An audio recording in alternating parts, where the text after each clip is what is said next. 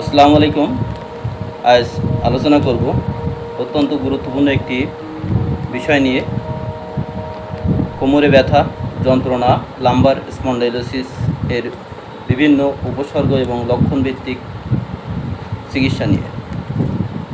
আপনার কোমরের ব্যথা হাঁটাচলা করলে বেশি মনে হয়, বসা অবস্থা থেকে উঠতে গেলে বা দাঁড়ানো থেকে বসতে গেলে ব্যথা বেশি লাগে, শুয়ে নড়াচড়া করলেও বেশি ব্যথা মনে হয়, চুপচাপ শুয়ে বা বসে থাকলে না নড়াচড়া করলে ব্যথা তেমন বোঝা যায় না বা কম থাকে, হাঁটতে গেলে কসকস করে মাজায় বা কোমরে ব্যথা হয়, অনেক সময় কোমরে খিল ধরে ব্যথা হয় এবং নড়াচড়া করলে ব্যথা বেশি হয়, অনেক সময় ভারী জিনিস বা ভারী দ্রব্য উত্তোলন করলে উত্তোলিত দ্রব্য উত্তোলন করার ফলে মাজায় ব্যথা বেশি দেখা দিতে পারে, সামনের দিকে ঝুঁকে কাজ করলে বা সামনের দিকে ঝুঁকে নড়াচড়া করলে মাজার ব্যথা বেশি মনে হয়।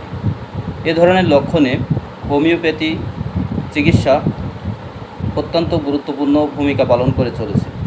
যদি আপনার এ ধরনের লক্ষণ প্রকাশ পায় তাহলে অবশ্যই একজন হোমিও ডাক্তারের শরণাপন্ন হয়ে হোমিও চিকিৎসা নেবেন, আপনি সুস্থ থাকবেন।